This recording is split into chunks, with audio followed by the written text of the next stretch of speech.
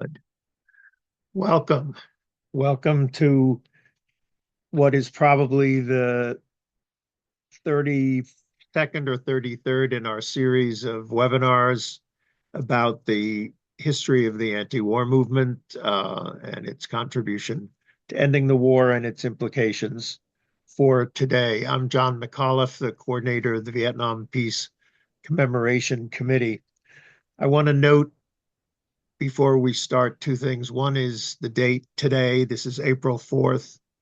This is the anniversary of the assassination of Martin Luther King, but it's also the anniversary 1 year before when at Riverside Church, he gave one of the most eloquent speeches about the war and social injustice. We do have a webinar that we did on the topic, and if you look back through our list, find it.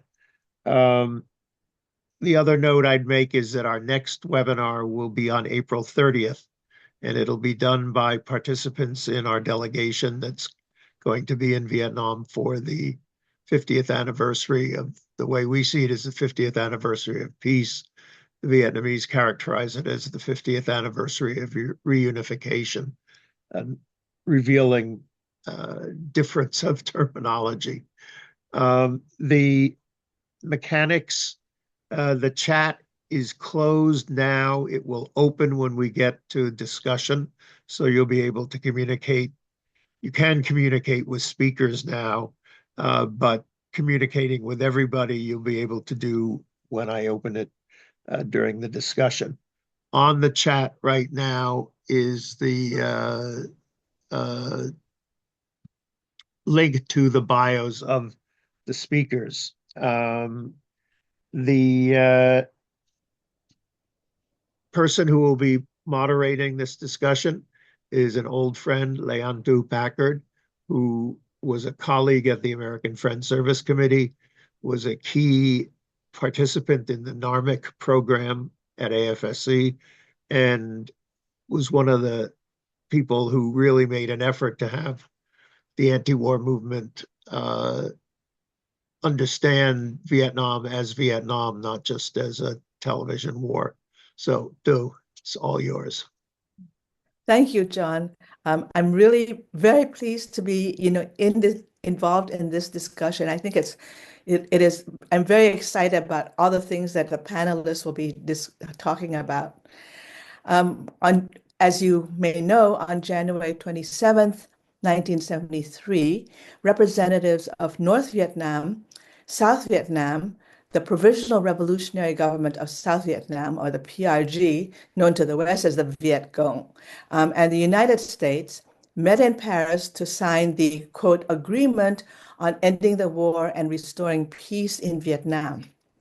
The Paris Peace Accords, as it was called, mandated U.S. troops withdrawal, North Vietnam's release of American prisoners of war, and an eventual unification of Vietnam. Notably, Article 12 of the Accords stipulated the establishment of a National Council of National Reconciliation and Concord, the NCNRC, to oversee the ceasefire and organize a general election to determine a representative government for South Vietnam. The NCNRC would consist of three equal segments: the government of Vietnam, GVN, or the First Force, the communist-led PRG, successor of the National Liberation Front, or the Second Force, and the ostensibly neutralist Third Force, Lực lượng thứ ba, as the Vietnamese would say, which also became known as a third segment, or the third component, Thành phần thứ ba, after 1973. This informal Third Force coalition included a range of political, religious, and civic organizations and movements that sought peace through nonviolent nationalism and political neutralism. While much has been written about the importance of the American peace movement, little is known about the other peace movement that at once tore apart and invigorated South Vietnamese cities. Who or what was the Third Force? They are Vietnamese who believed that the Vietnamese people could solve their problems by talking to each other, who did not believe that war among the different sides was inevitable. Our panel will talk about local forces in Vietnam that supported moves toward peace, forces that could have built consensus rather than enmity, reconciliation rather than fear, had they been allowed to flourish. Our panel discussion should dispel the notion that the Vietnamese of various backgrounds and political stripe lack agency. Indeed, this webinar sheds light on the Third Force's contribution to ending the war in Vietnam.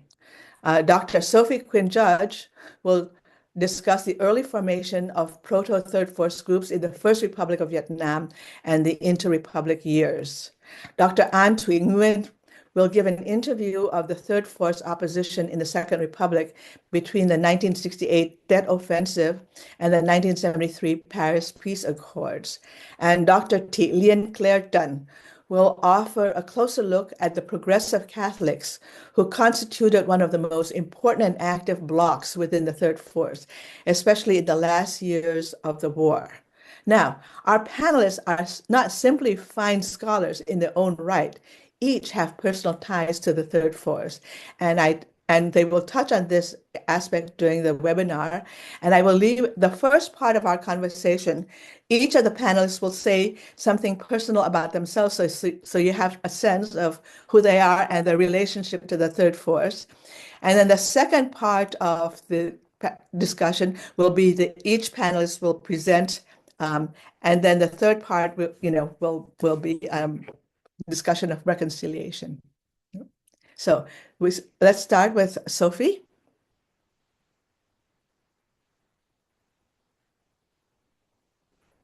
You're on mute.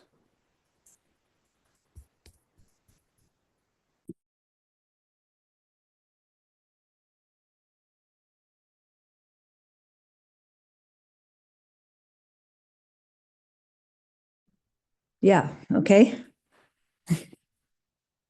Now I can't hear you anymore, but I guess that's okay. You can hear me?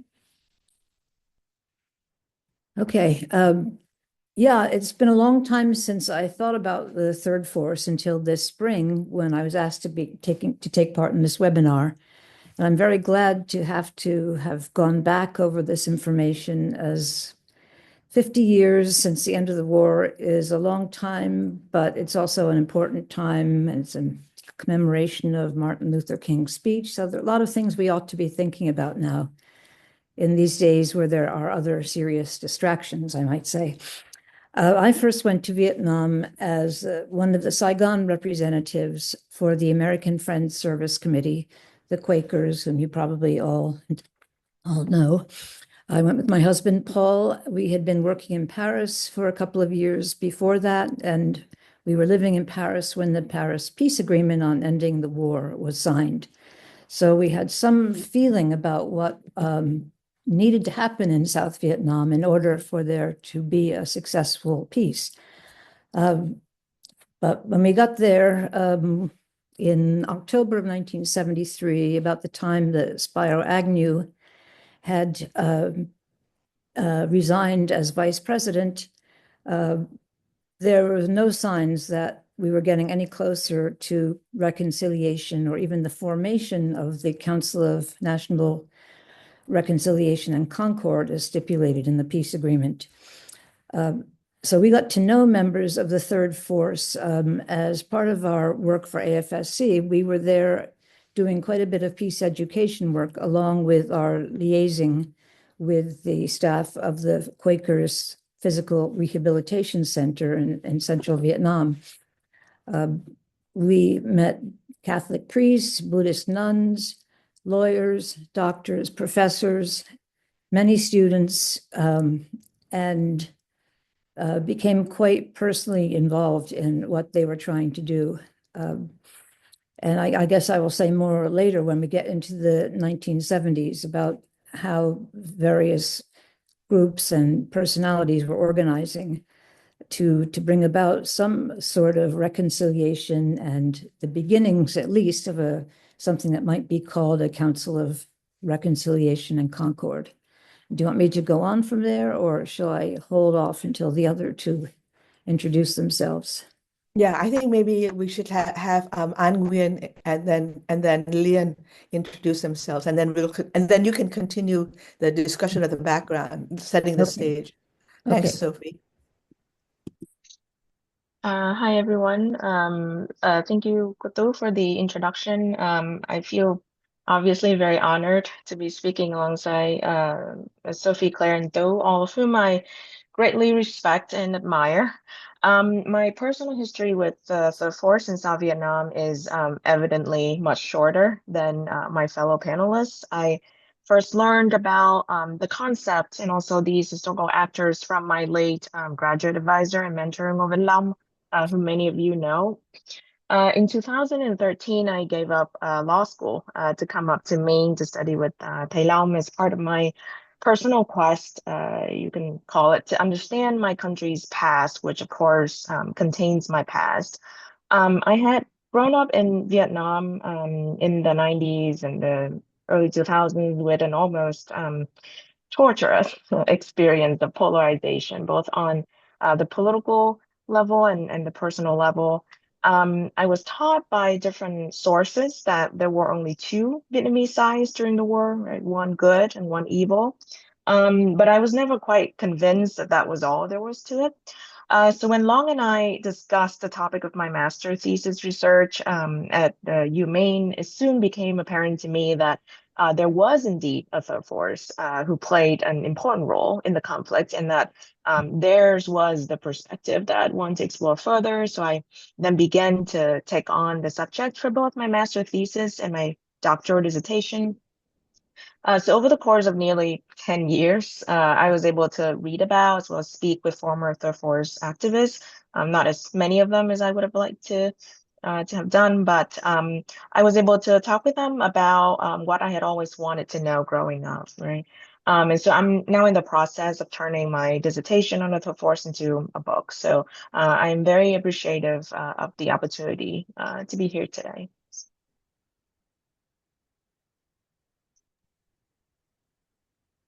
Hi, everyone. Everybody, is this okay with the sound from France, from Paris? That's okay. Yes. So I just want, first of all, to thank John McAuliff and Sophie Quinn-Judge for inviting me to participate in this webinar. I know Sophie for many years, and we work together on many projects. In particular, one in Toronto in 2012 about narrative of reconciliation in Vietnam. And more recently, I asked Sophie and Paul to write a paper for a French review to tell the story of the last months in Saigon. So I'm really happy and honored to participate. And I'm very also curious to know much more about your networks. And I will probably read much more and watch much more other webinar.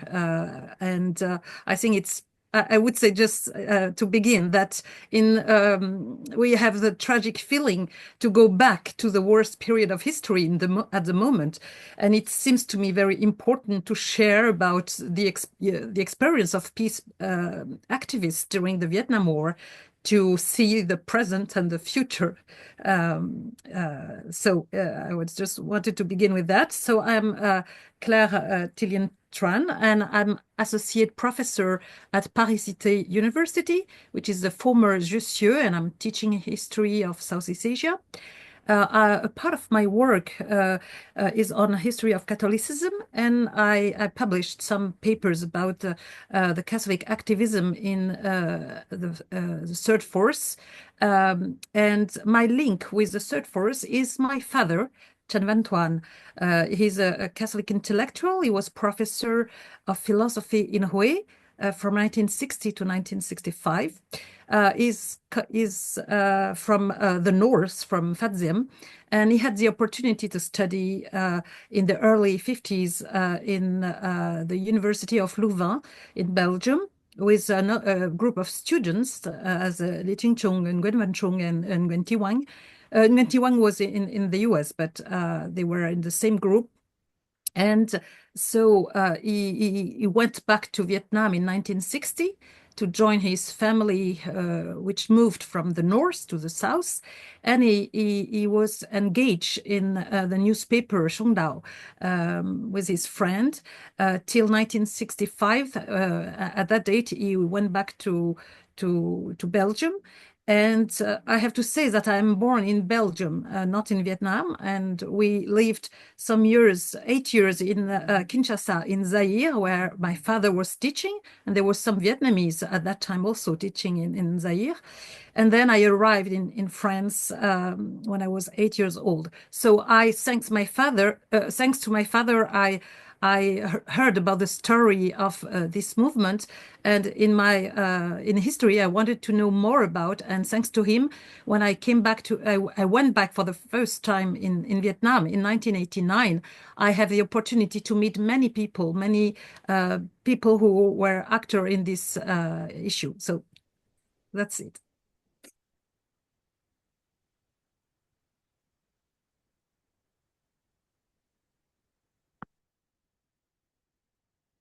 Sophie? Yep. Shall I carry on now? Yeah. Yep. Okay. So I guess what I thought I would do is just talk about the overall idea of neutralism in Vietnam as it developed starting really in 1954. We know that in 1945, the Viet Minh announced their independence from France. They ended up having to fight again against France until 1954, when the Battle of Dien Bien Phu gave the Vietnamese a victory and apparently guaranteed their coming independence. However, once again, didn't work out so easily. The discussions in Geneva brought about a 2-year peace for Vietnam, as the agreement had stipulated that there would be elections held to create a unified government in 1956. However, the Americans never signed the Geneva Accords, never signed on to that idea that there would be elections, and nor did the Southern government that developed after 1954 and 55. Ngo Dinh Diem became the president. And from then on, there was a heavily politicized Southern government sponsored by the Americans that did not like the idea of neutrality, or did not countenance any sort of in-between posture. So the question is, why didn't people make it easier for the Vietnamese to talk to each other, to discuss their mutual problems? I would say it was a lack of confidence on the part of the Southern Vietnamese government, and also the United States, having been through the Stalinization of Eastern Europe after World War II. Neutralism to them meant treachery and Stalinism, I suppose. And I'm sort of digging this out of the back of my knowledge. So who were the people in the third force? They were a collection of doctors, lawyers, politicians from the old Diem government, student leaders, deputies from the National Assembly that would be elected after 1967, journalists and publishers, and a number of women, including one that Anne will be talking about, Mrs. Ngo Ba Tan. Their early efforts to create something approaching a neutral coalition to govern South Vietnam seemed to be possible. The stars seemed to be aligned at several points to encourage the formation of a neutral coalition government in the South. I could mention in particular the period from May 54 to May 56, 1956, One can start from the premise that, in the words of the Southern General Tran, this was a war that should not have been. And really, there are a lot of good reasons why war could have been avoided that way. So the Geneva Agreements, as we know, divided the country temporarily at the 17th parallel. The communist side was not happy with that, but eventually there was a regroupment period when communists were supposed to have gone to the north, and those who did not want to join a communist government were given almost a year to move to the south. But okay, I'm just blanking here, but this period turned out to be very difficult for the communists, who had been discouraged from using violence to fight back against the Diem government. They tried nonviolent methods of political organizing until about 1957. And by 1959, finally, their government in Hanoi passed a resolution which made the path to their independence possible via violent struggle. But even then, the Hanoi government would have preferred that things be solved by political means. And that covers a broad range, of course, of various kinds of strikes and political struggles, but also sitting down and talking to each other. Okay, this never happened. And by 1960, a National Liberation Front had been formed in the South. This seemed like quite a move towards aggressive confrontation between North and South. But in fact, we should remember that what the National Liberation Front was. It was a group of communist and non-communist members. And their program called for an independent, democratic, peaceful, and neutral South Vietnam that would be ruled by a national and democratic government. National reunification between North and South was to come step by step. However, the NLF remained in the maquis, in the jungles, and the rice paddies in the South, and of course never established their goal of a national coalition government. Finally, in 1963, the unpopular government of Ngo Dinh Diem, a family autocracy by that time that had waged a fairly vicious anti-communist campaign of imprisoning and executing non-communist cadre in the South. They were finally overthrown by a collection of Southern generals who had some encouragement from the Americans, but there appeared to be a misunderstanding between these generals and the Americans about what the goal of the coup was.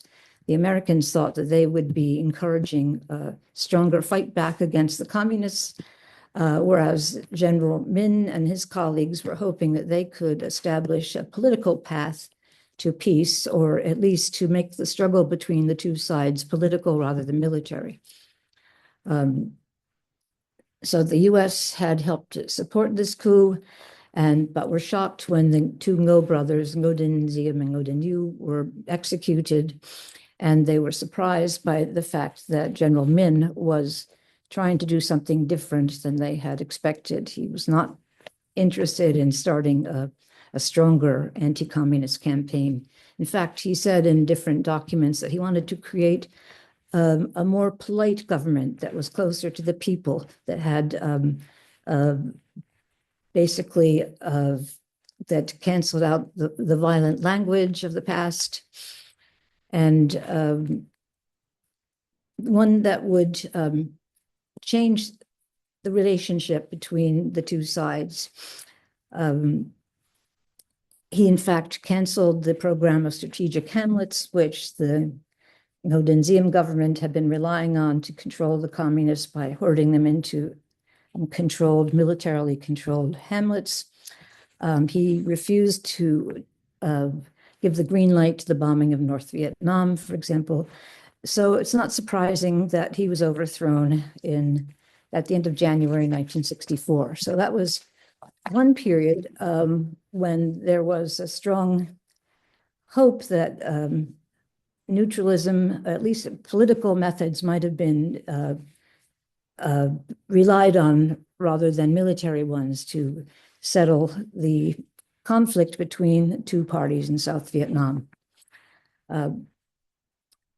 The overthrow of Diem and then the coup against General Minh in January 1964, of course, led to more chaos, not to less. Khan remained in power for the better part of 1964, but by the fall of that year, religious conflict between Buddhists and Catholics, student movements, other things were beginning to fray his control. And I think it's worth knowing that he tried to declare military law on August 7th, the same day as the Gulf of Tonkin resolution was passed in the US Congress. That there was such a strong student reaction against this that they organized a massive demonstration in Saigon, which made Khan have to back down and say that he would not try to rule by absolute military means. Okay, so we have more conflict in South Vietnam until the spring of 1965, when a civilian prime minister was finally installed, Phan Huy Quat. But at this point, we know the Americans had already been making preparations to become more involved in the struggle. They were ready to bring their forces to Da Nang by March of 1965. And very soon after that, by June of 1965, Premier Phan Huy Quat had been removed, and a new National Leadership Committee took over, composed mainly of military men, including Nguyen Cao Ky and Nguyen Van Thieu. The story of Vietnam's politics after that begins to involve the leadership of Nguyen Cao Ky and Nguyen Van Thieu. And as it turns out, Nguyen Van Thieu would not be removed until very late in 1974, after the Paris Peace Agreement had been signed. And so he is sort of a constant figure on the Saigon side, the anti-communist side of the conflict. Once again, the students and Buddhists tried to stage a movement that would at least bring about civilian leadership in the South. This is pretty important to understand that the Buddhist movement of 1966 in central Vietnam, which was often portrayed as just a dangerous revolt by a mob of students, actually had a very clear political goal.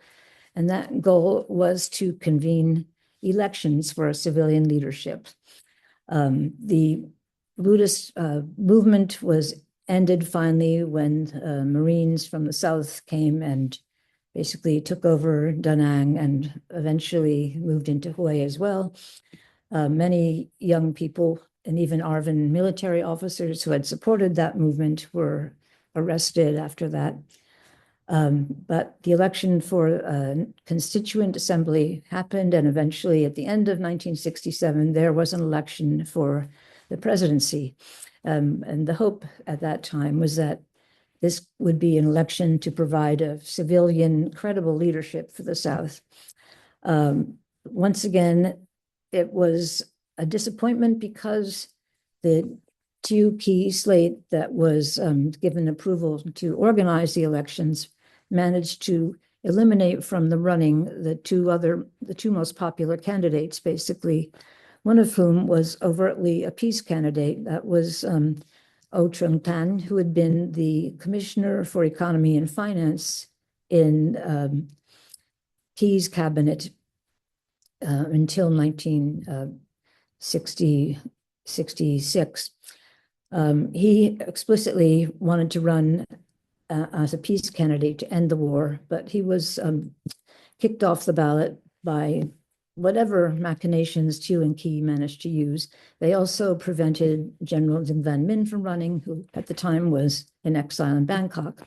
In the end, one candidate put himself in the running, and this was Trung Dinh Dzu, a lawyer from the town of Kanta, virtually unknown. At the very late period of his candidacy, he announced that he was running on a peace platform. His symbol was a dove, and lo and behold, he got a considerable number of votes.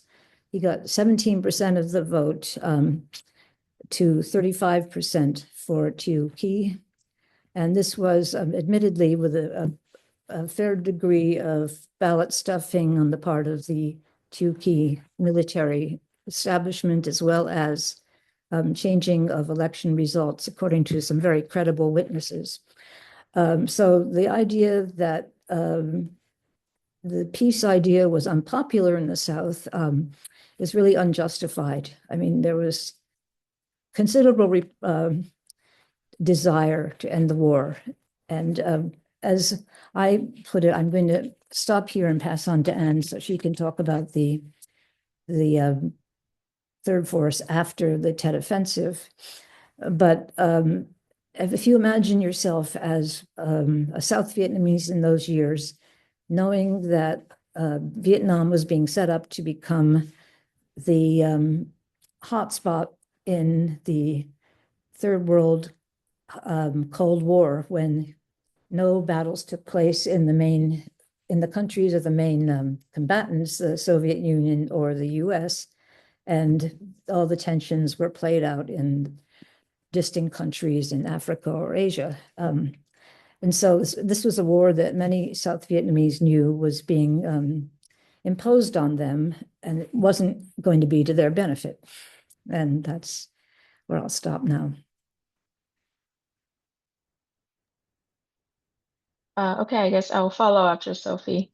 Thank you, Sophie. That was great.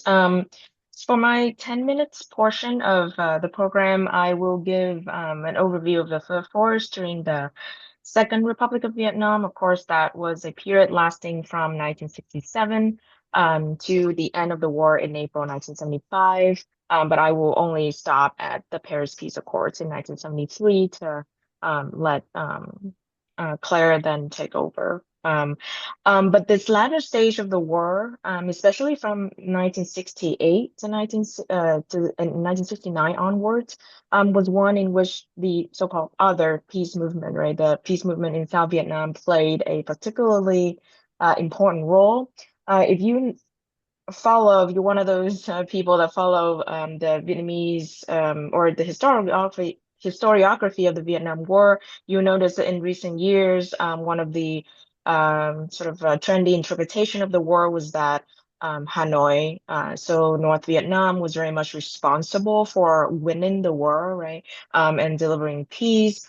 But as the historian Ngô Văn Long demonstrated in his research, the period following the Tet Offensive in 1968 actually witnessed a severe weakening of national liberation forces, as well as North Vietnamese army infrastructures in South Vietnam, and that it was only, and I quote him, the increasingly strong opposition movements by women, students, workers, and intellectuals in the southern urban areas, so in other words, the Third Force, right, that allow the NLF, so the Viet Cong, necessary time to recover, unquote.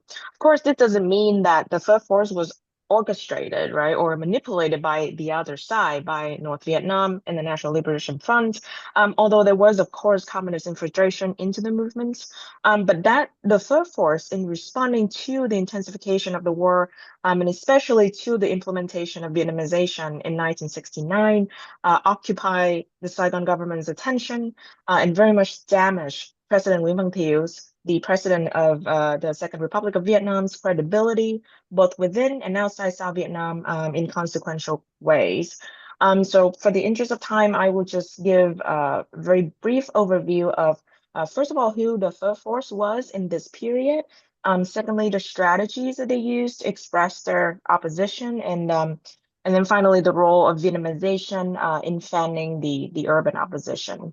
And I'll try to share a few slides here because I think it's better to kind of for people to relate to this if they can kind of see who the third force were. So bear with me for 1 second, please.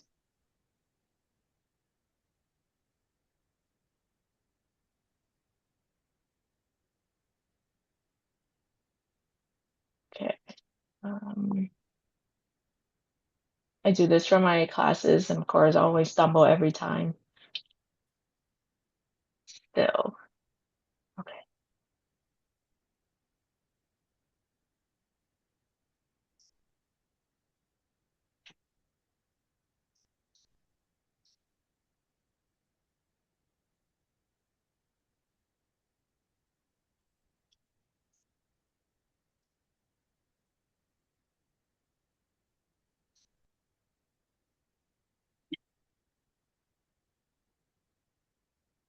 Sorry, just 1 second.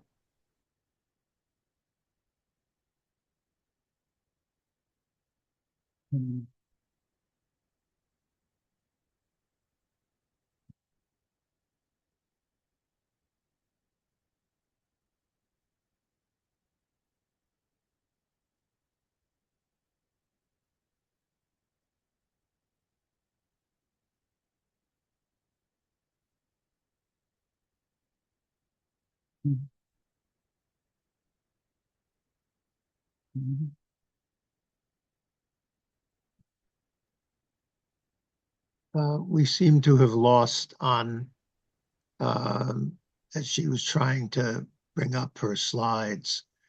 Do you, it's, Yeah. okay, here we go. Okay.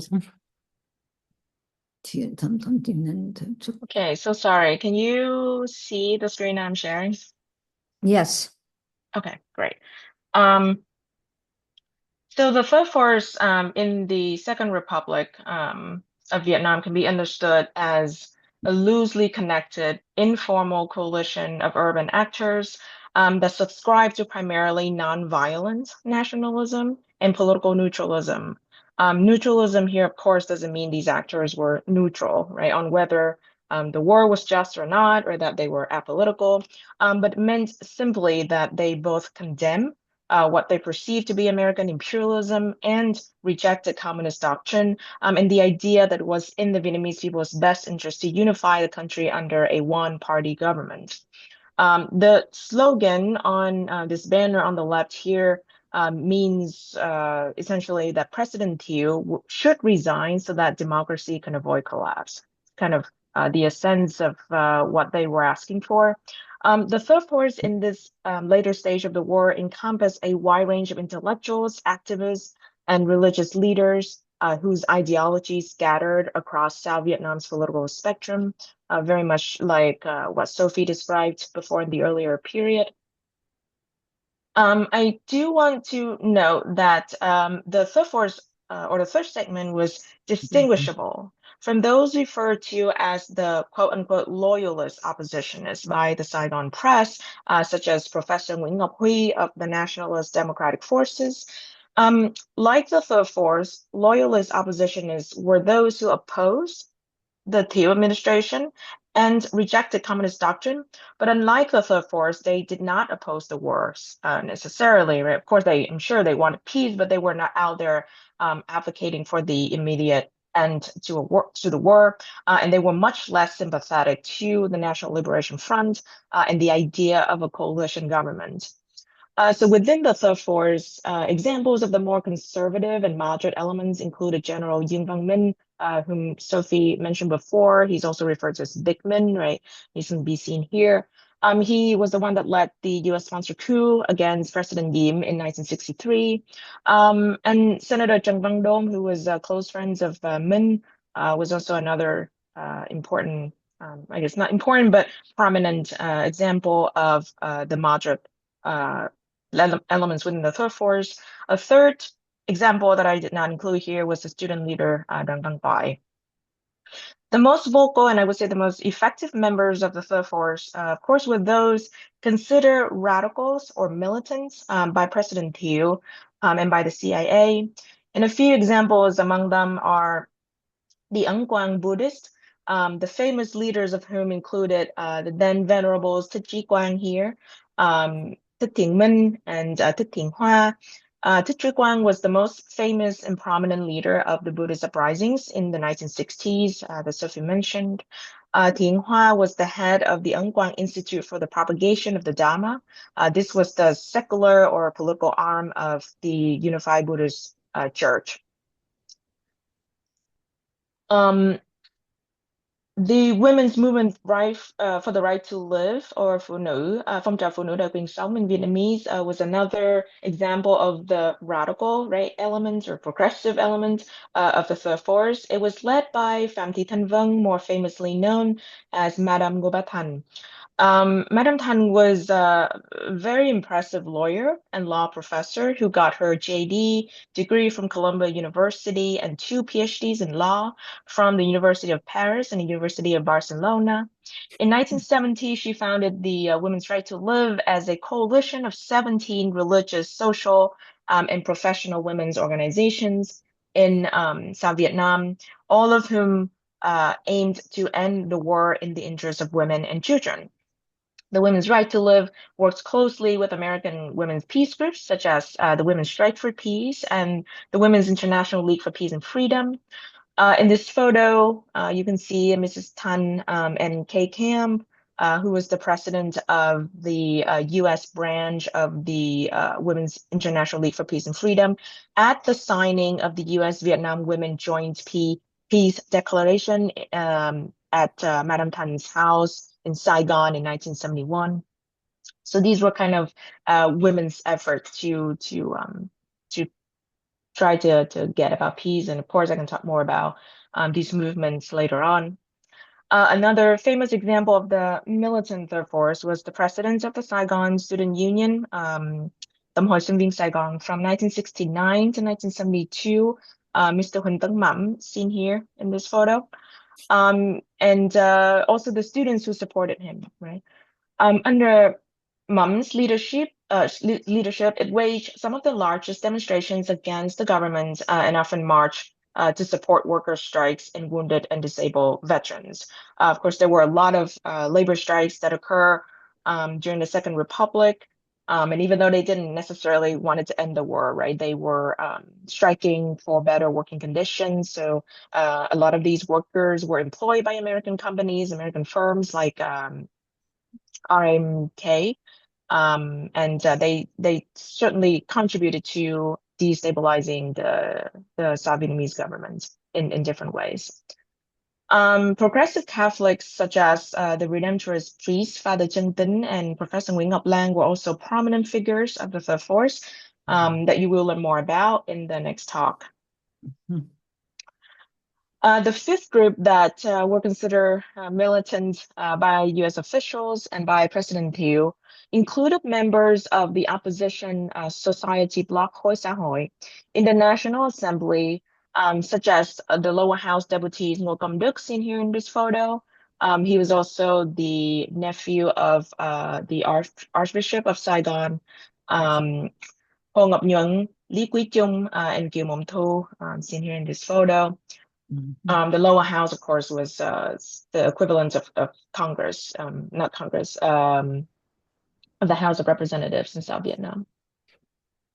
And last but not least, the third force also included Vietnamese anti-war activists in other countries. They included students in the US, such as Ngô Văn Long, Buddhist students and intellectuals in France, such as the Overseas Vietnamese Buddhist Church, led by the then Venerable Thích Thiện Châu. Again, we're supposed to keep our talks brief, but I'd be happy to elaborate more on any of these groups later in the Q&A. I want to note that while the term militancy, right, and radicalism often denoted leftist extremism and ties to the communists in anti-communist discourses, only a small minority of these so-called radical leaders had formal, concrete associations with the NLF, PRG. Even fewer of them were ideologically communist at the time of their political engagement.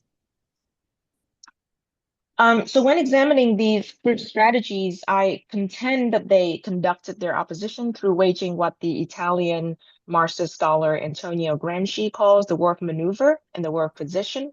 According to Gramsci, the class struggle consists of the war of maneuver for direct economic and political power, which can then be achieved through open conflicts between classes or between the opposition and the government. And it also encompasses the more hidden, but actually more important war of position for decisive social, cultural, and ideological influence into society. These concepts, I think, are useful in evaluating the urban anti-war struggle in South Vietnam as a struggle of grassroots movements, self-organized movements, even though these movements' goal was not class-based. And so in this light, the Third Force War of Maneuver consisted of protests, hunger strike, physical confrontations with the police, especially by the students. At the same time, their more important war position consisted of protests, consisted of political teachings, alternative music and literature, and counter-hegemonic discourses that spanned across continents. Indeed, transnational alliances with foreign peace groups and with Vietnamese activists and intellectuals in the US and Europe were very important to the opposition. One significant arena where the war position was fought was in the media, particularly through opposition newspapers run by Third Force figures. The Lower House Deputy Hong Ngọc-Nhuận, for example, edited and managed 3 prominent dailies, one of which, the Morning News or Tin Sang, he co-edited with his close friend and fellow Deputy Ngô Công Đức, whose picture you saw just a slide ago. Ngô Công Đức himself served as the president of the Federation of Newspapers Editors at one point, so they had a lot of clout over this arena, right? And finally, electoral politics was an important venue for Third Force opposition in the Second Republic of Vietnam. Again, I won't go into this here, but can elaborate in the Q&A. I'll just stop sharing now and continue the rest just by talking to you. So during the Second Republic of Vietnam, the Third Force used these strategies to protest and undermine various manifestations of one of the most important US policies after that offensive, which was Vietnamization, or Chương trình Việt Nam hóa in Vietnamese. Vietnamization, as many of us know, was a program designed to replace US ground troops with Army of the Republic of Vietnam, or ARVN, fighting forces, who were equipped with US training, weapons, and air support. At least the air support part, it was provided to the ARVN until 1973. Vietnamization was first implemented in 1969 as President Richard Nixon's way to maintain, if not escalate, the war without suffering political repercussions, right? So one of the immediate consequences of Vietnamization, of course, was that it enabled the withdrawal of ultimately nearly 500,000 American troops from Indochina, thereby helping to put a lid on anti-war protests in the US. At the same time, it militarized South Vietnamese society with the systematic conscription of South Vietnamese men to replace the withdrawing US troops. Over 5 million Vietnamese men were trapped into various South Vietnamese military, paramilitary, and police forces in 1972, while compulsory military training for men made its way into university curricula. And this university military training was one of the major targets of student opposition in this latter part of the war. I want to emphasize that Vietnamization played a major role in fanning the urban opposition in the Second Republic because it negatively affected women, it antagonized students, deeply troubled opposition forces, and helped to destabilize the Republic in various ways. On the one hand, the swelling military budget, right, required by Vietnamization forced the Saigon government to severely overspend its allocated budget and subsequently to compensate for those losses with a series of heavy-handed taxes and tightening economic measures. Those measures included, for example, lowering spending on areas like health and education, right? In 1970, for example, only 6% of the national budget was allocated for education. Another example of these economic measures was the implementation of the 1969 austerity tax, or Thuy Nguyen, on over 200 categories of imports.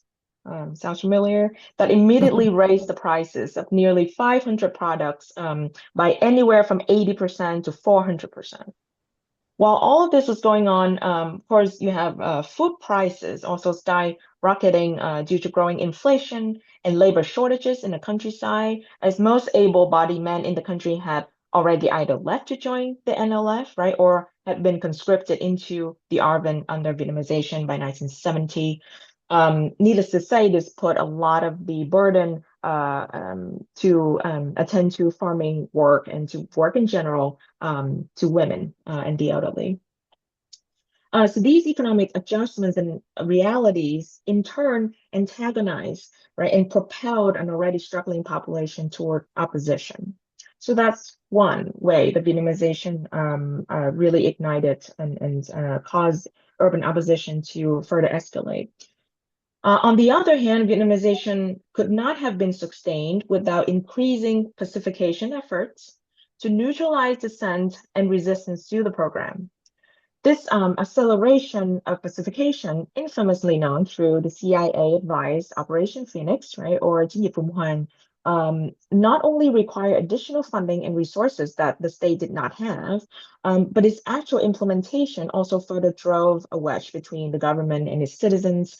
And so Vietnamization locked South Vietnam into sort of an unescapable tinderbox, if you will, an endless cycle of militarization, taxation, opposition, repression, right, which then led to further militarization and taxation and further opposition. Needless to say, the diversity of the third force made organizing a coherent and structured force extremely difficult, if not impossible. And yet I would argue that that diversity in itself gave the urban opposition unique advantages and the legitimacy to act as credible, as effective representatives of the equally diverse general public in urban South Vietnam. In this slide, I just want to mention one example, one instance of the urban opposition's notable attempts at coalition building, which was the creation of the People's Front for Peace, also known as Mặt trận Nhân dân Chân Thủ Hòa Bình, in late 1970. The People's Front was a coalition of 33 urban organizations led by Mr. Đặng Văn Ký, a prominent intellectual in South Vietnam, and Madam Ngo Bat Thanh, the president of the Women's Right to Live movement. The Front's board consisted of 22 prominent non-communist figures in South Vietnam, including General Bigman, and it had chapters in major provinces. The most important demands of the Front's manifesto included, among other things, the withdrawal of Allied troops, quote, as an inevitable precondition to end the war, unquote. The restoration of peace, quote, on the basis of the national right to self-determination and the creation of a government that genuinely represents the South Vietnamese people so as to end the war and meet the aspiration of the people, unquote. In many ways, these demands, I would say, are more radical than the demands of the National Liberation Front or Hanoi, which didn't at that point insist on an immediate end to the war as the precondition. I'm sorry, did not insist on the immediate withdrawal of Allied troops as a precondition to end the war. I don't have a lot of time left. I'll just touch briefly on one last point, which was the Third Force reception of the Paris Peace Accords that were signed in January 1973 as a way to link it to Claire's talk. Because it stipulated, as Thu mentioned in the beginning, that a National Council of National Reconciliation and Concord be created with 3 equal segments in South Vietnam to effect a political settlement between the Vietnamese. The accords were, of course, greatly welcomed by the Third Force. But as we know, it was never carried out, and the war ended up going on for another 2 years. One of the violations of the accords by President Thieu was his refusal to release political prisoners. And instead, what he did was that he systematically re-registered them as criminals to avoid their release. And among the prisoners that were re-registered were Madam Tan and the student leader Hun Teng Mam that I mentioned earlier. Other Third Force members were also arrested following the signing of the peace accords.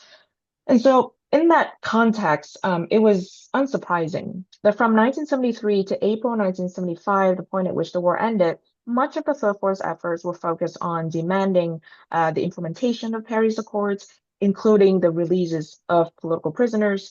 And the most important voices behind this campaign to reform the prison system, to get the prisoners released, of course, were those of the progressive Catholics, which Claire will now share with you. So I'll end my talk at that. Thank you. So I will try to present you in this short presentation. I would like to highlight the role of the Vietnamese Catholics in this movement of peace activism and third forces. And it's interesting because generally the common vision is that Vietnamese Catholics were all of them supported the defense at all cost of South Vietnam. And in fact, there was this group, influential minority within the Catholic minority, the Vietnamese progressive Catholics, who wanted to promote peace and reconciliation, but also promote the ideas of Vatican II and the issue of social justice. And this group was very diverse, small but diverse, and they were Vietnamese from the north. A big part of them was from the north, whereas many people thought all the people of the north were against this reconciliation. And so it was a mix of northerners, people from the center and the south. And what is interesting also is that there were two categories of people. First of all, the young Christian workers, activists, and intellectuals, laymen and clergymen who study in Europe, mostly Paris and Belgium, Louvain, but also other who study in South Vietnam, in university in South Vietnam. And we can see a very large, very different people and who participate in this action. And they were particularly active in through the press, and they were concentrated in Saigon, but also in Hue and in Hue. But because before the war, most of the Catholics were concentrated in the north. But with the division of the country, Saigon became a very important place of concentration of Catholics, but also schools, Catholic schools, and also print newspapers. And they published during 15 years, a lot of newspaper, very diverse, despite of the censorship. So what is very interesting in all this press. And so we can see that the evolution of their position from social activism to a much more political engagement in this subject. And I just wanted to underline 5 points. The first is that it's about the origin of the idea of neutralism, which is coming from Nguyen Minh Ha, who was from the north. He created the youth Catholic movement, Thang Lao Kong, during the 30s. He was living in France, in Marseille, and he see the engagement of the church in social issues, and he wanted to do the same in the colonial period. And then when in 1945, when the French were put in jail by the Japanese. He took part in the first government of Chan Tong-kim as a responsible of the economy of Tonkin. And then he accepted to participate in the first provisory government in August 1945 under Ho Chi Minh. And he participated also in the negotiation in Fontainebleau in 1946. But unfortunately, this negotiation was not possible. But from that time, he collaborated with communists, and he thought that when 1954 arrived, he was present in Geneva, and he thought that the most important was to apply the Geneva Agreement. So he wanted to convince the great power, in particular France, who signed the agreement, to help to realize this reunifications thanks to election.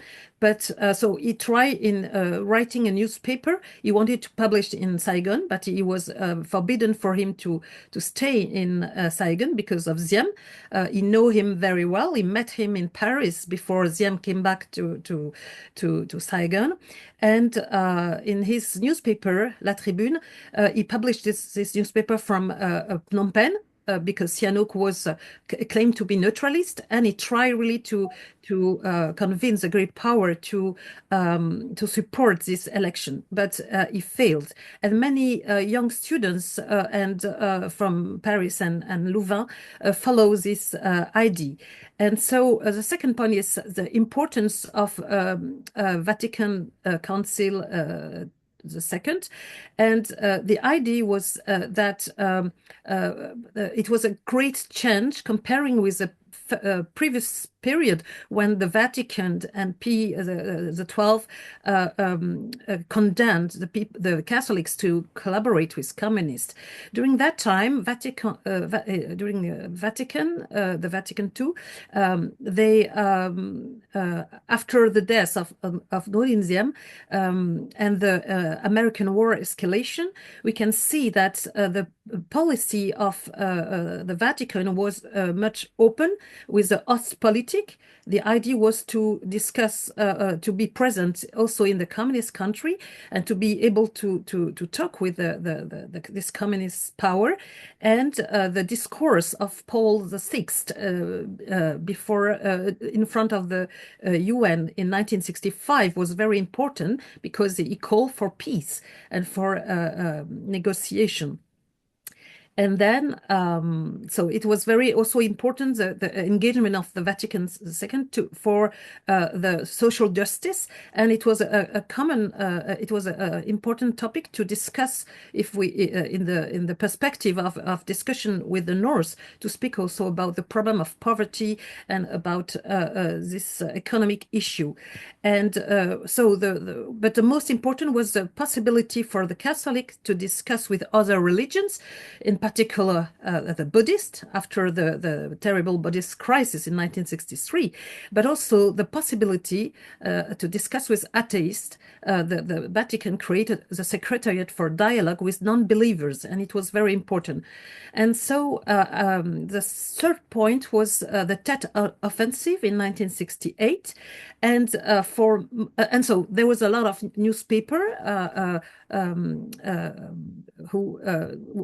which defend this idea, Song Dao, but also Han Ching Dat Nuc during this time, and they used the discourse of Paul the Sixth to ask for a new solution, a neutral solution, and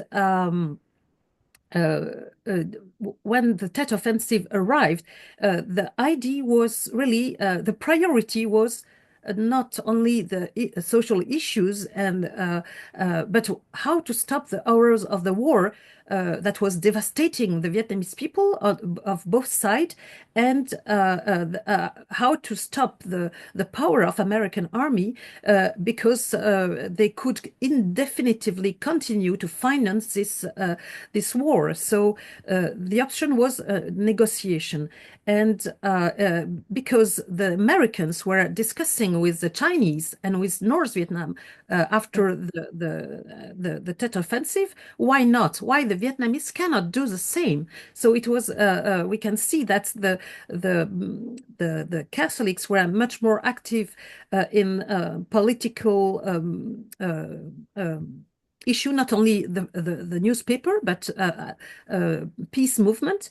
And so wait, sorry, I cannot see my notes. So they were engaged. They were not only limited in Catholic minority, but they were engaged with other party in peace movement. So sorry, I cannot see anymore my notes. Why not?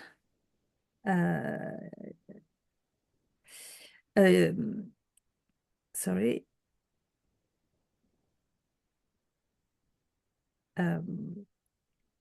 So after the peace agreement, in particular, they developed a Catholic peace movement in 1973 with Professor Lien as a president, and they also engaged in the question of political prisoners in South Vietnam, and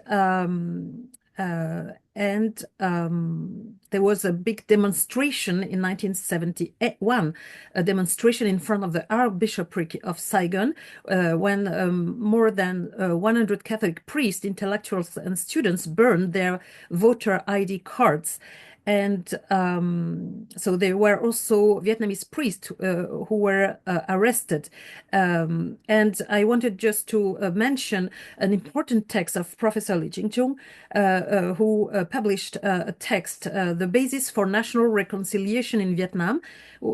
He wrote this text in January 1975, and he proposed, in front of the American policy of Vietnamization of the war, he proposed to Vietnamize peace. And I think it's a very interesting expression. And he developed the basis of reconciliation, the Paris Agreement, the political base to create a new state representing the communists, the Buddhists, and the right, where most of the Catholics were. And also the third basis was the economic and social question. And so he was saying at the beginning of 1975 that it was urgent to for the Vietnamese to make reconciliation, and that this reconciliation was the business of the Vietnamese and not of the great power, and particularly not the role of the American. And the last point I would like to deal with is the role of this group of progressive Catholics in 1975 for the reconciliation of Catholics with the communist state, and in particular the role of the Archbishop Nguyen Van Binh, and he was asking the help of this group in a committee before at the beginning of the 1975. He created a committee, Renovation and Reconciliation, and the idea was to integrate the progressive Catholic and to think how to work now with the communists, whereas many Catholics was afraid about communists and was dreading a bloodbath.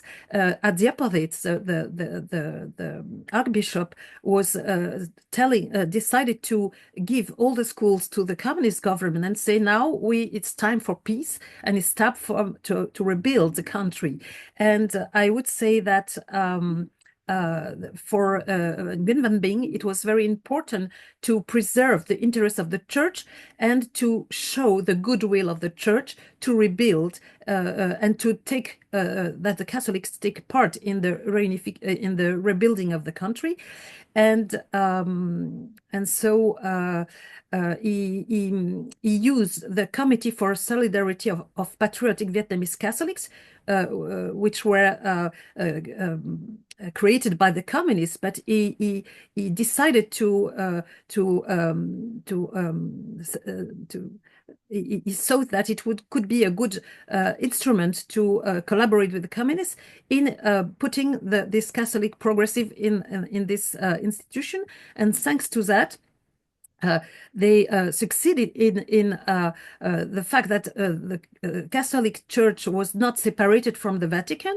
It remains connected with Rome, and it was also possible for the Catholic to publish a newspaper, Kung Zao Vazentok, and even if some of them were disappointed by the evolution, like the Redemptorist Nguyen clan and Chantin, and were very critical about the reunification and the way they have done in South Vietnam, we can see with the time that the Catholic Church succeed in playing a role in the communist society on a social level, and that it was possible for her to discuss with the communists and to keep and to have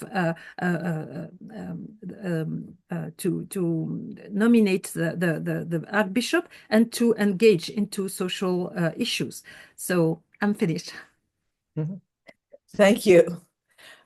So, this has been a very extensive coverage of the third force, and when we think about how little Americans knew about it, and how, as David Marr said, American military leaders were very bored by the idea of learning anything about domestic Vietnamese politics, much to their harm. I mean, had they known just a little bit, rather than see the Vietnamese, as in black and white colors, see the variety and so on, there would have been a very different kind of outcome. And I want to quote, from Sophie's book here, that this was not what happened with the violation of the peace agreements, preventing the third force from emerging, and paving the way for a military victory, of one party, was actually tragic. And this was not the best outcome for Vietnam. And also, to quote what Sophie said, there are now relatively few observers, journalists, historians, Vietnamese at home or abroad, who believe that the victory of the communist forces in 1975 was the inevitable, culturally appropriate solution for a poor peasant state. And now I want to throw that back to the rest of the group, and also urge the rest of the audience to participate using the Q&A for questions. And maybe at this point, Anne, you might want to show the video of Madame Gomatang, at the end of the war, where she voiced her hopes for what might have been. So you want me to show it now instead of at the end? Yeah, sure. So, Yeah. okay. Yeah, and I think that would also kind of lead into that last question that we have in the chat about the post-war period. Okay, so give me a second.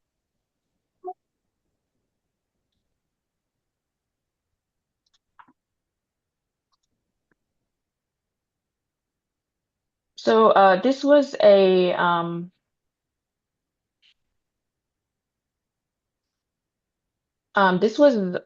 this interview was only about a minute or two long, and it was part of a movie, a documentary done by a French production, and they were interviewing people in South Vietnam, or in Saigon, I think, within the first 30 days after the war ended. And this particular segment was an interview of Madame Ngobatan.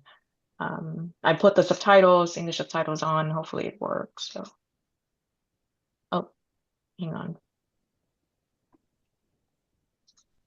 Let me make sure that you can. Okay.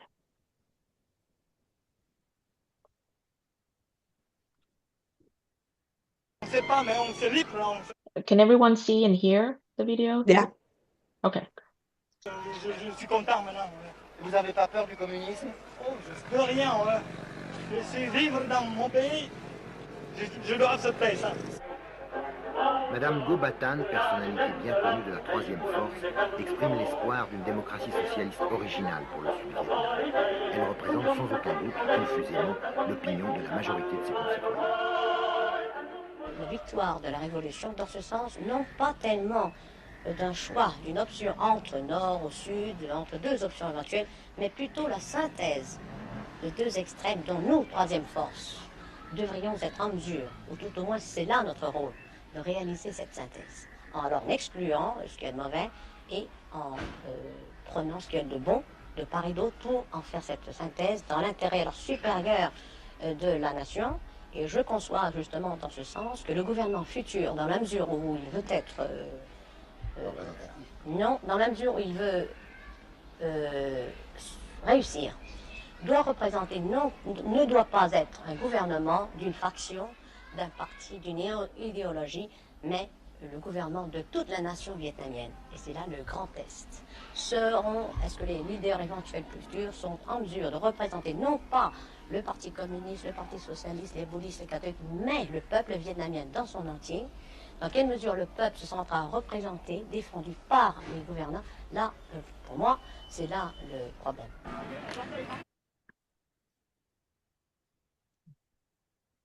I just really love that segment. I think it's quite revealing, especially because it was recorded so soon after the war ended, when emotions were raw and people's sentiments were less affected by post-war politics. So. Now, one of the people, David Hawk, wants to know what happened to the third force upon reunification. So maybe you guys can talk about that. Can I start just with the third force, where it was at the end of the war before we went into kind of the post-war period? Because I think it's important to just kind of remind ourselves that many neutrals in South Vietnam, of course, believe that only a non-communist nationalist third force government could bring lasting peace, right, in a progressive sort of democratic future to South Vietnam. And such a government did, in fact, come into being. And that's not something that a lot of people think about. Of course, it did not come into being until it was already too late. But on April 28, 1975, 2 days before the war officially ended, General Nguyen Binh Minh became the last president of the Republic of Vietnam after President Thieu had fled the country, despite previous promises that he was staying with his troops until the end. Binh Minh's was the Buddhist lawyer and former Senator Vo Van Mao. He was another prominent third force actor. And in his speech that he prepared for the presentation of the cabinet on April 30th, he wrote the following, and I'll read it quickly. Quote, as transparent individuals who have never participated in the Nguyen Van Thieu regime, those we invited to join this government have harbored the desire to become the bridge that can help achieve reconciliation between the belligerents. As such, this government is a government comprised entirely of elements belonging to the third segment, according to the spirit of the Paris Accord. The third segment is the largest segment of our national community and is therefore the most complex, consisting of many different orientations from the moderate right to the moderate left, unquote. And of course, Mao never got to read his speech, right? Instead, North Vietnamese tanks enter the Independence Palace around noon on April 30th. But the war ended shortly after the unconditional surrender of President Minh, and Minh's decision, which he made after talking to the Buddhist leader Thuy Nguyen earlier that day, helped save Saigon from needless bloodshed and destruction. So on April 30th, this was kind of where many of the third force stood. Most of them were ready for peace and change, though of course some were also anxious and may have been less optimistic. But one thing I would note is that the perceived radicalism and the influential political opposition of the third force, especially the radical elements of it, both subjected them to the most repression by the Thieu government during the war and rendered them very, very vulnerable to either immediate disintegration or eventual marginalization by the post-war government. And after the war ended, those who were vocally anti war also faced threats from the anti-communist extremists in the diaspora, right? So the third force position was always a very precarious position, whether before or after the war ended. Yeah. Do you want me to talk about the end of the war? I was in Saigon for about 2 months after the war ended on April 30th. And I can generalize and say that most members of the Third Force were really overjoyed that peace had come, and they were hopeful that they would be able to play a role as a bridge between the two sides. And I think Mrs. Ngobatan expressed that feeling. That role was not as important as they had hoped.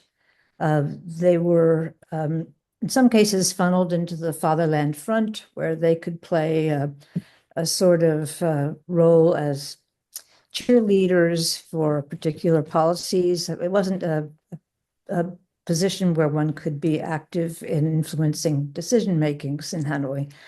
The Buddhist nun Lien, who led a lot of demonstrations at the end of the Tiu period, told us personally that her feeling was that it was bittersweet.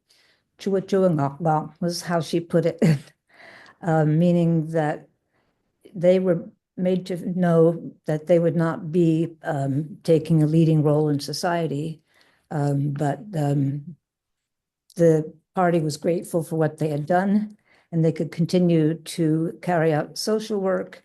And to this day, their pagoda in Saigon of these Buddhist nuns, the Kakshi, the begging nuns, has grown. They're teaching a lot of students in Buddhism, and they continue to provide aid to young people.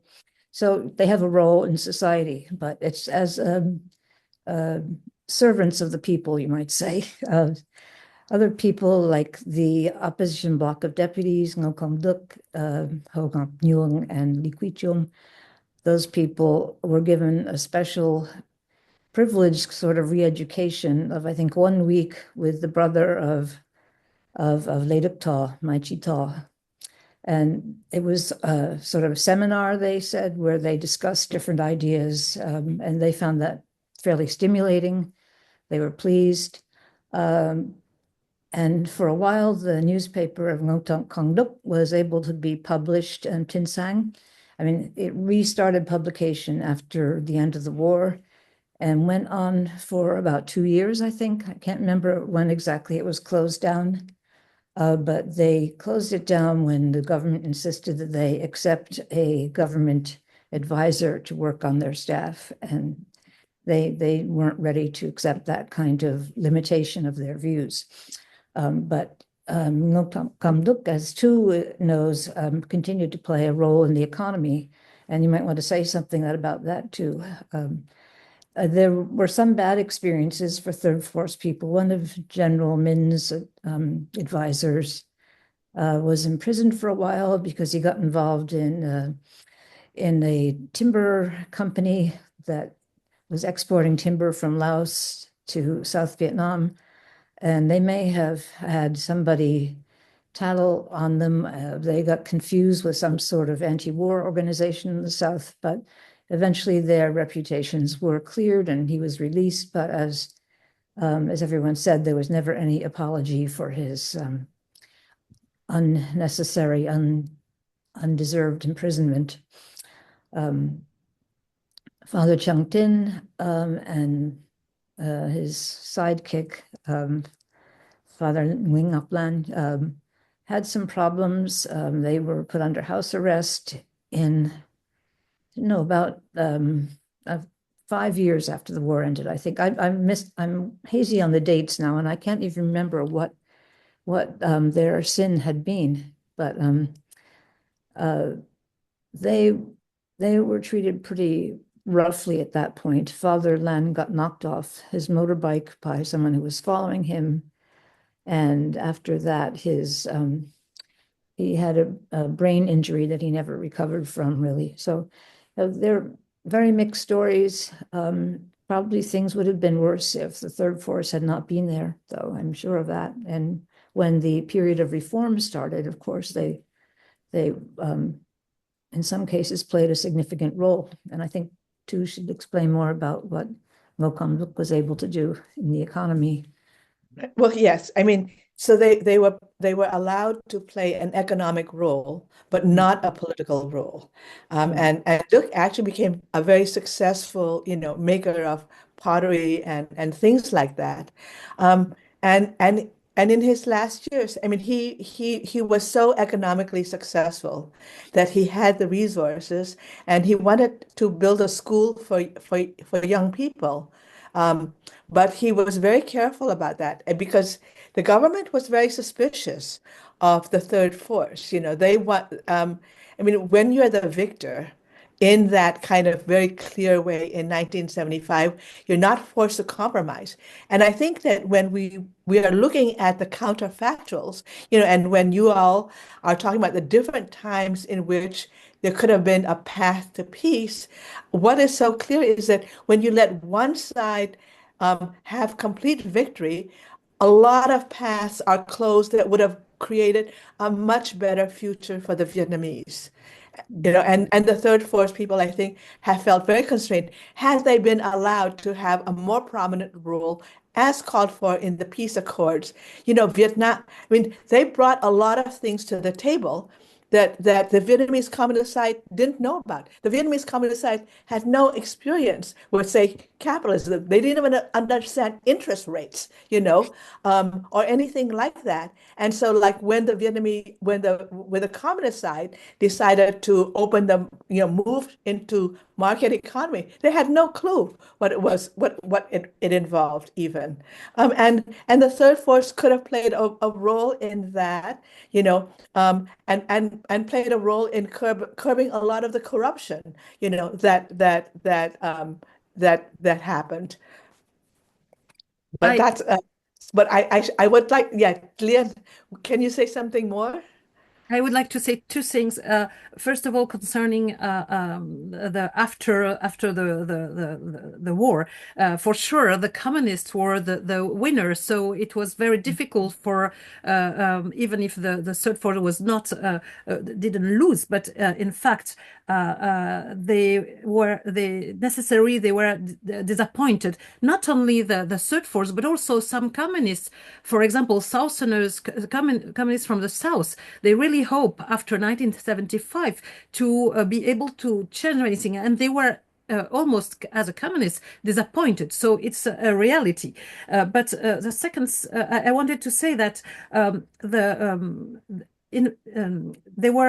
the external factor was very important.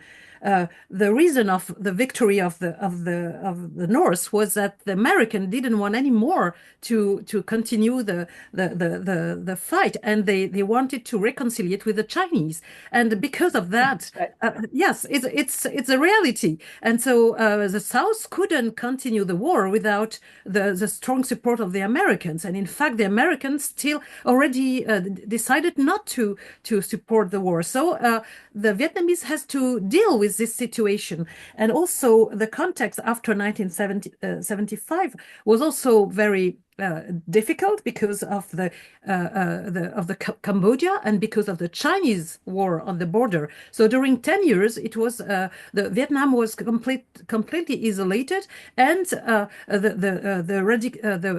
position of the communists was very hard for all these people. So the external factors were also important. And at the end, the factor of the opening of Vietnam with the Doi Moi was also very important and permitted at that time to, and I'm sure that the people engaged in the third force were the people who can open the networks to develop not only economy but also exchange. Not because an important point is the development in Vietnam of the possibility for Vietnamese to study abroad, and probably comparing with China or with Russia or other or North Korea, the Vietnamese are really the young Vietnamese were, I mean, first of all, a minority and the children of the party, but in fact, not only the communists, the children of the communists, but also the priests. The Catholic Church can send their priests and nuns studying in all over the world, and it's a big chant. And I think that this people of the third force contributed to that. And the question, I see a question about the Vatican. I would like to, the position of the policy of the Vatican. I would say that I told about P the 12th, which was much more anti-communist. But at the same time, when I consult the archives in Rome, in the Vatican, I can see that the reports of the apostolic delegate Bishop Drapier, from the very beginning in 1945, he was very conscious about the fact that Catholics was an extreme minority and that the communists were very strong. And he always he was really conscious and say, at one point, we have to do as if the communists will win. Very early in the 40s and the 50s, he was thinking about how to deal with the communists and the Catholics. They have not to, the idea was that the Catholic will not become the martyr like during the 19th century, and they do everything so that they can be able to discuss with the communists. And I really think that Bishop Bing was also supported by the Vatican in his policy to how to do, and it was not only Vietnam, in all the country, also today in China or in North Korea, the Vatican tried to help the Catholics, and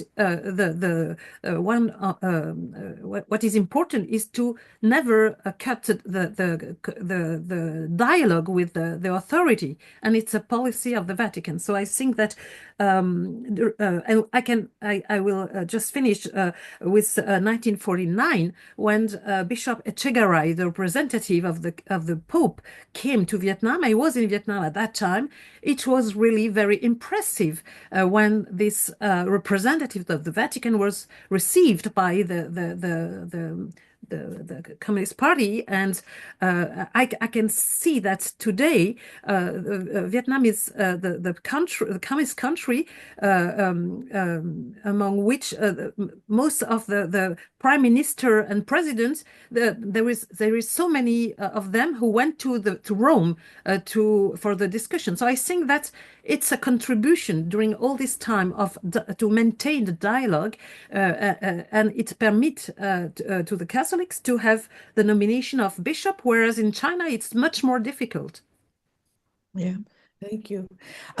I'd like to have both Anne and Sophie comment on, one of the things that I read in your in your books and so on, is the third force role in the development of civil society, which is so important in the growth of a nation, in allowing the people to speak, in having a press as checks and balances to call out, abuse of power, corruption, and so on. And I mean, I think more recently, there's some sort of civil society that is now being more developed in Vietnam, but that has gotten, of course, suppressed too, like the environmental groups and so on. So, but, please elaborate more on the third force and civil society. Yeah. I'm just thinking about all the ways that they could contribute. I mean, there's an interesting book by a Vietnamese author on Vietnamese civil society during the war, Van Marshall, where she writes about the education associations that were started in the South by volunteers, people who themselves had a fairly high level of education. But she said there was a very high demand for more education in the South. And so these volunteer associations that they set up were extremely successful.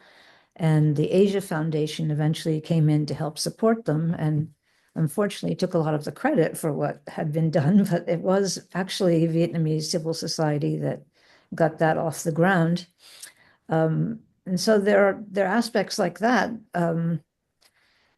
that we might not think about, but they were very important to ordinary Vietnamese people who, we're suddenly thrust into a world where you had to understand economics a little bit, and if you were going to fight in the army, you had to know something about weapons, etc. I mean, there are all sorts of levels of education that become suddenly very important.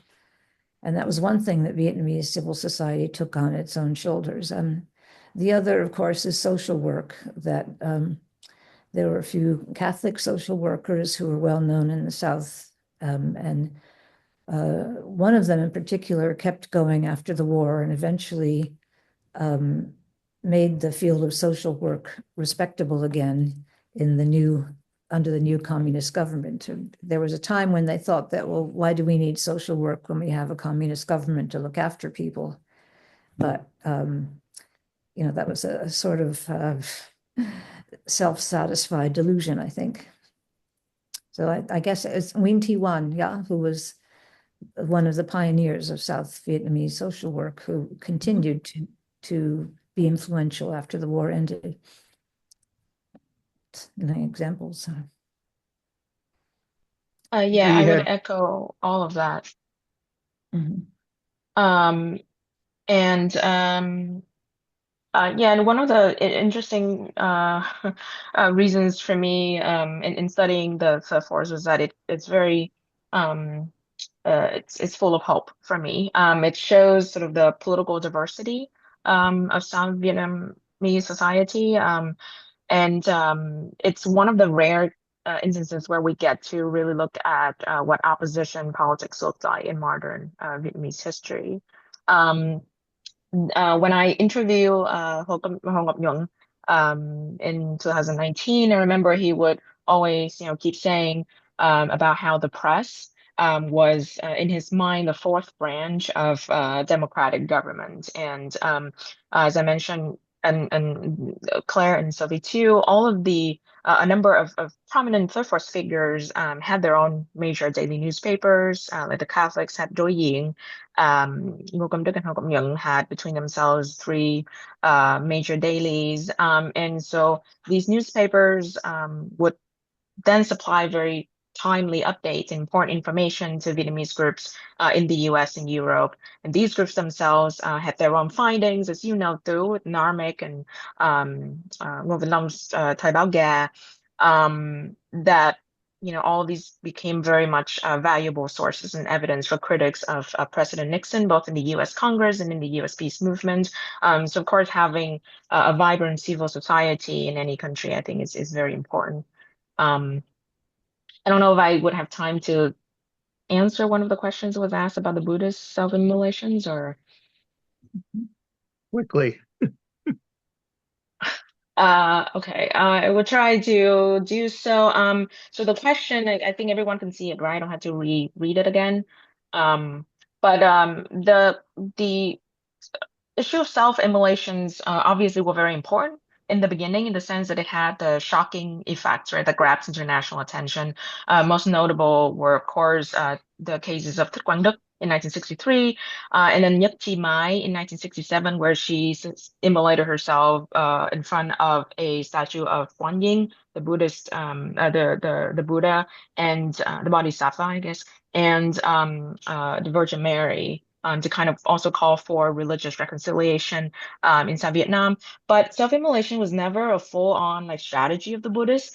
In fact, the third force resisted to this, and by this mode of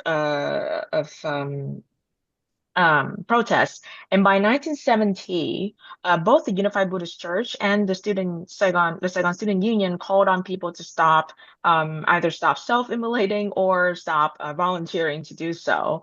By 1970, Buddhist leaders have prioritized grassroots organizing and electoral politics as a way to move forward. And I think it's important to note in this sense, the importance of the elections, not just the 1971 presidential elections, but also the lower house, the Senate races in 1970 and the lower house elections in 1971. Because this new constitutional structure of the Second Republic that Sophie talked about in the beginning did offer alternative paths to influencing national politics, right? And the fact that South Vietnam was at this point placed under international spotlight in the most comprehensive way since 1963 diminished, at least in theory, the chances of electoral frauds on the government's part compared to the election in 1967. We should also remember by this point that there were already serious fractures between President Thieu and his Vice President Key. So if there was a time to take advantage of the split of military votes, that time was the 1970-1971 election cycle, and the third force understood this very well. I'll just put one example. Within the third force, the Buddhists themselves took this alternative path of electoral politics very, very seriously. The leaders of Ấn Quang worked tirelessly, both inside Vietnam and outside Vietnam, in France mostly, to solidify electoral support for their candidates in the 1970 senatorial race. And in 1970, of the 16 slates that competed for the 30 open seats in the upper house, the South Vietnamese Senate, Ấn Quang's Lotus slate, the Lien Hoa Sang, led by Vũ Hồng Mậu, the final prime minister, the last prime minister of South Vietnam, came in first, right? And even the U.S. press had to praise this as a great accomplishment. And so this kind of added to Sophie's earlier point about the notion that the mythical notion that there was no desire for immediate peace in Vietnam. It was shown throughout that these third force figures received a lot more popularity and trust from the people than they're made to, then they're depicted both in official communist histories and in the anti-communist discourses. We have run a bit long, though we're holding most of the audience, which is a compliment to all of you. I'd like to throw in a postscript that would connect the third force to the U.S. anti-war movement. The David Trung's name, he was shown in one of the pictures. David was, of course, the son of Trung Dinh Du. So he played a very active role speaking in many, many occasions in the United States at anti-war events, conferences. Madame Ngo Bat Tan, because she had graduated from Columbia University, was a particularly visible figure, both as described here and when she became a symbol in the tiger cages. To answer one of the questions, Duc, Nokom Duc has been referred to. Duc, I met in Sweden. He came and then was sponsored by the American Friends Service Committee for a speaking tour and spoke at the Assembly to Save the Peace Agreement. A particularly eloquent and effective person arguing to the US public at that point about why the war had to end, why Vietnamization was a real crime in and of itself. Post-war, as was mentioned, Duc restored his paper for a couple of years and then did business. Ngo Bat Tan was elected to the National Assembly. Forget whether it's for 1 or 2 terms, and then they decided her transitional role was no longer so important, but that didn't stop her. She relocated to Hanoi and became the first lobbyist in Vietnam. She actively engaged on behalf of a major national organization of intellectuals with the National Assembly, with telling members of the National Assembly how they should tweak different pieces of legislation. And one of the distinctive characters of the Vietnamese post-liberation, post-unification situation is that the National Assembly has been a real institution with its debates broadcast on television and real struggles around regional and local interests showing up in the National Assembly. And Tan was a very active force in trying to advance certain interests. She is, of course, now deceased. Duc is now deceased. There are a few people still. Nguyen Thanh Mam was mentioned and somebody asked about him. Mam's relation to the government and the party has been complicated. He has never been imprisoned, but he has been isolated at different times. He was associated with a group of Vietnamese party members and others who were pushing for a multi-party system. I forget now, that was 5 or 6 years ago. And they were allowed to enter into the debate, but then the debate did not favor that position. I think it's still an open debate in Vietnam. Mom is now running I think it's a Center for Autism study, if I'm recalling it correctly. And I saw him the last time I was in Vietnam 3 years ago, and we assume we will see him, as well as the daughter of Nobatan, as well as others who are still alive who played a role in the last several years of the war. The one question that we have not answered, that I don't know if Anh or Lien or Sophie has an answer to, is whether there was any role of national minorities in the third force. Do any of you have a track I on just that? commented very quickly that in terms of the Buddhists, there were, yes, the participation of Khmer Vietnamese, the Theravada monks played an active role as well in the Ấn Quang Buddhist struggles. But of course, there were also fragmentations and contests between the Mahayana and the Theravada Buddhists. But I don't know if But anyone Sophie from the or Lien- Highlands, anyone from the minorities in the Highlands have any political role? Not in those days. All right. It was very complicated because, of course, the CIA was deeply involved with the minorities. Well, to all of you, I think you have done an extraordinary job in recreating an often forgotten history. We had a reasonable attendance and an even larger registration, which will now watch it. For the first time, there are a lot of Vietnamese names on our audience list, and this, as all of our webinars, will be on our YouTube channel, and I suspect it will have a long life, not just in the US and among the diaspora, but inside Vietnam. So thank you very much to all of you. If you have any last comments, please make them, and otherwise we'll say goodbye. Actually, I have one last thing. I mean, it's about the Vietnamese in Vietnam, and not quite the third force, but I'm thinking about a well-known mathematician who belonged to a very famous revolutionary family, and he was not allowed to join the party because of this revolutionary family. But finally, he was invited to join. And his reply to the party was, well, if there were two communist parties, I might consider. And I leave it with that, you all with that, and hopes, that Vietnam over time can not only have two communist parties, but many more different kinds of parties.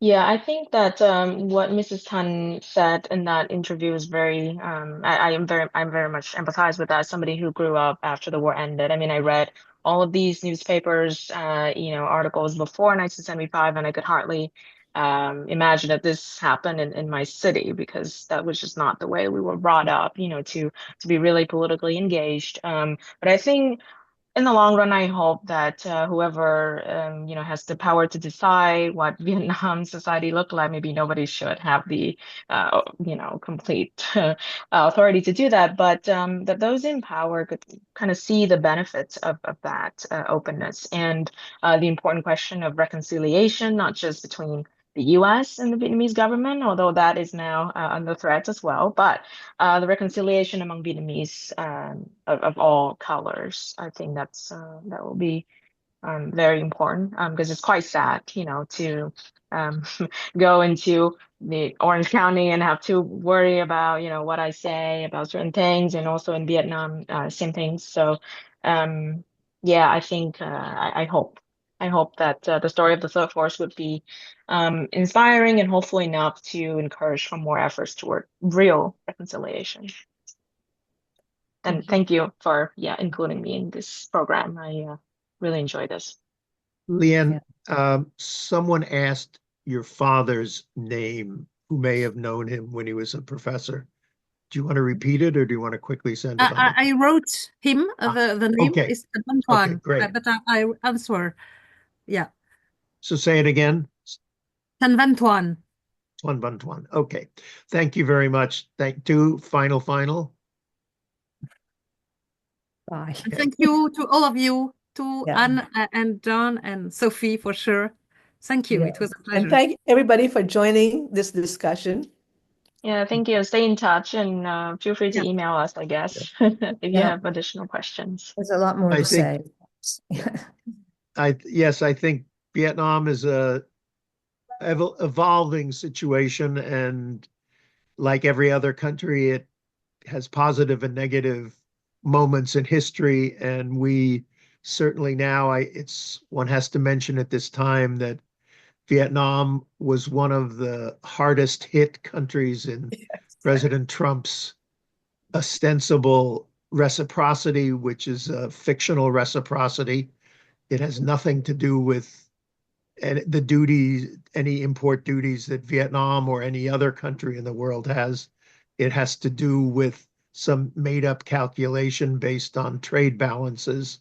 So we're not talking about reciprocal tariffs. We're talking about punishment and pressure tariffs. And I'm sure the Vietnamese, having figured out a way to end the war, will also figure out a way to overcome this particular challenge. So goodbye to everybody, but we'll see how that develops. And again, April 30th, probably about 10 or we'll send a note out, but about 10 or 11 in the morning, you'll get a report from the delegation that's been in Vietnam for the 50th anniversary of, from our viewpoint, peace, and from their viewpoint, reunification. So bye-bye to everybody. And this, by tonight or tomorrow, this will be on. Okay. Where do we go to get